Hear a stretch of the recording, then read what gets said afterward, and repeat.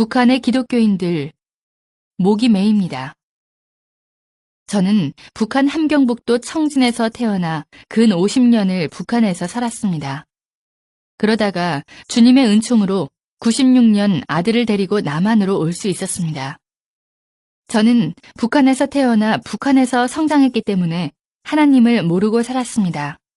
제가 영문도 모른 채 지하 감옥에서 모진 고문과 사형 선고까지 받고 사형 집행날 극적으로 사형을 취소한다는 통지와 함께 정치범 수용소로 보내졌을 때 수용소 안에서 겪은 북한 신자들의 모습입니다.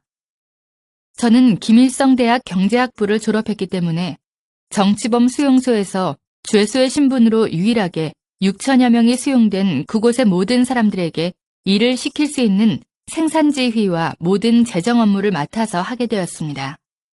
그 때문에 저는 많은 사람들이 일하는 작업장들을 이곳저곳 마음대로 갈 수 있었습니다. 어느 날 저를 담당하고 있던 재정부장 교도관이 저를 불러놓고는 단단히 교육을 시켰습니다. 너는 오늘부터 매일 어떤 공장으로 나가야 하는데 그 공장에는 미친 정신병자 놈들만 모여 있다. 그 미친 정신병자 놈들은 당과 수령님을 믿지 않고 하늘을 믿는 미친 자들이니 너는 정신을 바짝 차리고 그곳에 가야 된다. 그리고 그 미친 자들하고는 절대 눈길 한번 마주치지 말아라. 그렇지 않고 네가 그 자들이 믿는 하늘을 믿게 되면 네 목숨은 여기서 끝나게 될 것이다. 그런데 거기 가서 그 사람들을 보는 순간 나는 너무 놀랐습니다. 그들은 사람의 무리 같지 않았습니다. 1500도 이상 시뻘겋게 타오르는 용광로의 고열 노동 작업장이었는데 그곳에서 많은 사람들이 움직이는 걸 보았을 때 무슨 짐승의 무리 같기도 하고 외계인 같기도 하고 도무지 사람의 모습을 찾아볼래야 찾아볼 수가 없었습니다. 머리에 머리카락이 붙어있는 사람은 하나도 없었고 얼굴은 해골 같고 이빨이 하나도 없었습니다. 키가 다 줄어들어서 120cm, 30cm 이렇게 땅에 딱 붙은 난쟁이들만 움직였습니다. 나는 가까이 가서 그들을 보았습니다. 전 너무나 놀랐습니다. 잡혀올 때는 정상인들이 잡혀왔는데 거기 와서 하루 16시간, 18시간씩 먹지도 못하고 그 고열 노동 속에서 일을 하다 보니 그 사람들은 척추가 녹아내려서 뒷잔등에 혹이 되어 있었고 몸이 다 휘어져서 앞가슴하고 배가 마주 붙어 있었습니다. 그 사람들은 한결같이 모두 그렇게 육체가 망가져 기형이 되어 있었습니다. 아마 프레스로 찍어도 한 판에 그렇게 똑같은 모습으로 찍기는 힘들 거라고 생각합니다. 그 사람들이 일하는 작업장에는 교도관들이 수시로 드나들었는데 교도관들은 말로 일을 시키지 않았습니다. 소가죽 채찍을 윙윙 휘두르고 다니면서 묵묵히 일하는 사람들을 사정없이 내리쳤습니다. 예수를 믿는 그 사람들의 몸에는 옷이 입혀져 있지 않습니다. 저는 처음에 멀리서 그 사람들을 보았을 때 모두 다 검은 옷을 입고 있는가 했습니다.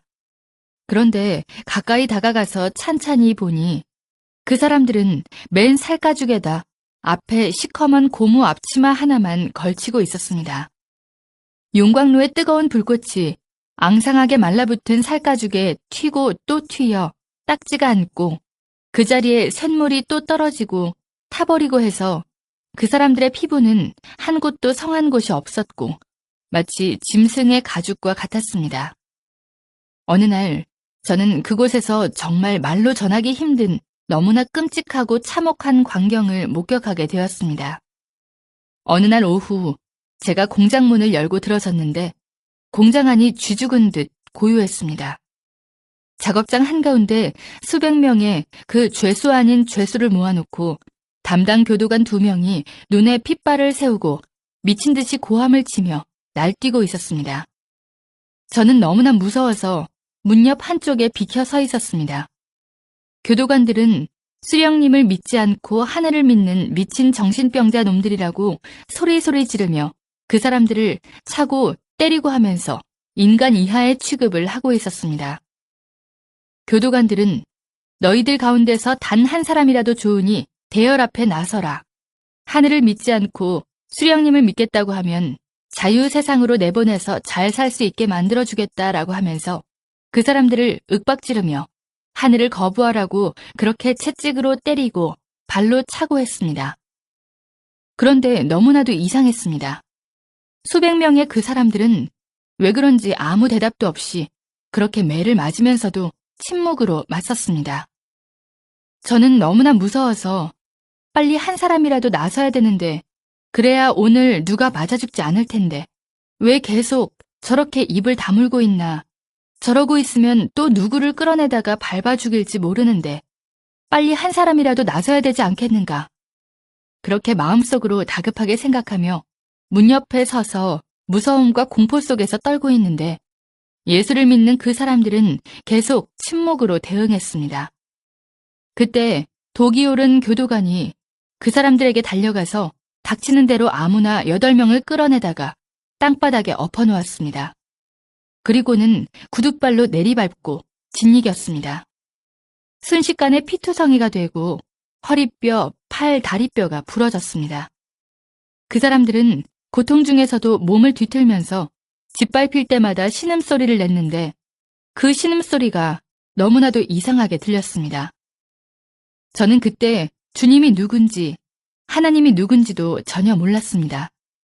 뒤에 알고 보니 그 사람들이 구둣발로 짓밟혀 뼈가 부러지고 머리통이 부서져 나가면서 신음소리처럼 애타게 불렀던 것은 바로 주님의 이름이었던 것입니다. 저는 그 사람들이 당했던 고통의 1000만분의 1도 제대로 여러분에게 전해줄 수가 없습니다.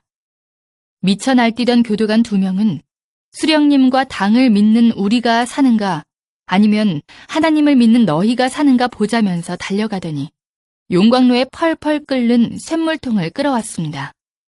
그리고는 그 샘물을 피투성이가 된 그 신자들 위에 부었습니다. 그 사람들은 순식간에 살이 녹고 뼈가 타면서 숯덩이가 되어버렸습니다. 저는 난생 처음으로 내 눈앞에서 사람이 숯덩이로 변해가는 것을 보았습니다. 얼마나 그 충격이 컸던지, 그곳을 어떻게 뛰어나왔는지 기억에도 없습니다. 그리고 얼마 동안 도무지 눈을 감을 수가 없었습니다. 그 정신적 충격으로 눈만 감으면 눈앞에 숯덩이가 된 사람이 어른거려서 도무지 눈을 감을 수 없고 잠도 제대로 잘 수가 없었고 일도 제대로 할 수가 없었으며 큰 소리로 비명을 지르고 정신이 들어갔다 나갔다 했습니다. 저는 그 일을 목격하기 전까지는 그래도 마음 한구석에 실오라기만큼이라도 수령님과 당에 대해서 믿고 있었습니다. 그러나 저는 그때 깨달았습니다. 무엇을 믿어야 하는가를 말입니다. 인간은 주님을 꽉 잡아야 된다는 것을 저는 그때 뼈저리게 깨달았습니다. 저는 그때부터 다시 우리 어머니가 평생을 하늘에 기도했다는 그 하늘을 찾기 시작했습니다. 저는 너무나도 간절하게 하늘을 찾았습니다. 저 사람들이 저렇게 불에 타 죽으면서까지도 저렇게 거부하지 않고 저렇게 믿는 하늘이 진짜로 그 하늘이 어디에 계시다면 나를 좀 살려달라고. 그리고 저렇게 무서운 짓을 하는 저자들에게 하늘에서 정말 벌을 내려줘야 되지 않겠느냐고. 그렇게 마음속으로 부르짖으며 자나깨나 꿈속에서도 하늘을 찾고 또 찾고 기원했습니다. 그런데 진짜로 주님께서 그 간절한 저의 기도를 들어주셨습니다. 한 달이 멀다 하고 공개 처형이 있었는데 어느 날 누구를 또 공개 처형시키려는지 6,000명이나 되는 수용소 사람들을 한자리에 다 모이게 했습니다. 공개 처형 때는 언제나 하늘을 믿는 사람들을 맨 앞줄에 앉힙니다. 그런데 하늘을 믿는 자들은 살아서나 죽어서나 하늘을 보지 못하게 하라는 기밀성의 특별 지시와 규정이 있어서 하늘을 믿는 그 사람들을 앉힐 때에는 무릎 사이에 목을 끼우고 땅에 얼굴을 대고 엎드리게 했습니다. 심지어 죽어서도 하늘을 보지 못하게 해야 한다면서 죽은 시체도 목을 꺾어 거적에 말아서 어두컴컴한 산골짜기 나무 밑에 파묻게 규정이 그렇게 되어 있었습니다. 그날도 신자들은 하늘을 조금도 못 보도록 목을 무릎 사이에 끼우고 맨 앞줄에 앉아 있었고 그 뒤쪽으로 다른 사람들이 줄지어 앉아 있었습니다. 누구를 또 공개 처형하려는가 생각하고 있는데 갑자기 큰 소리로 내 이름을 부르는 소리가 들렸습니다. 저는 너무 놀라 쇠몽둥이로 머리를 한 대 맞은 것처럼 정신이 아찔하여 대답도 할 수가 없었고 일어설 수도 없었습니다. 그러자 간수들이 나를 끌어내다 앞에 세웠습니다. 내가 군중들 앞에 섰을 때 수용소 소장이 나에게 고마운 수령님과 당의 은덕으로 너는 이 시각에 석방이다 라고 통보를 했습니다. 바로 그 순간 목을 무릎에다 끼우고 맨 앞줄에 엎드려 있던 신자들이 내가 석방된다는 소리에 약속이나 한 듯이 동시에 고개를 번쩍 들었습니다. 그때 저는 그분들의 눈빛을 보았습니다. 그분들은 눈빛으로 간절히 말했습니다. 밖에 나가거든 자기들의 실상을 세상에 알려달라고. 지금도 제 가슴에는 그분들의 그 간절한 눈빛이 남아 있습니다. 그리고 우리 어머니가 평생을 빌고 또 빌은 그 하늘이 한 번 들어가면 살아나올 수 없는 그 악명 높은 정치범 수용소에서 저를 살려주었다고 굳게 믿고 있습니다. 주님께서 저희 모자를 살려주셨기 때문입니다. 저는 북한의 수용소에 갇혀있는 그 신자들의 눈빛을 절대로 잊을 수가 없습니다. 저는 그분들이 이 시대의 순교자라고 봅니다. 저의 증언으로 인해 북한 신자들의 인권 문제가 150여 개 나라에 나갔고 세계가 떠들었습니다. 유럽의 지식인 100여 명이 프랑스에 모여 북한 신자들의 인권을 위한 성명을 발표하기도 했습니다. 여러분, 자유롭게 신앙생활할 수 있는 것에 감사하십시오. 그리고 북한을 위해 기도해 주십시오.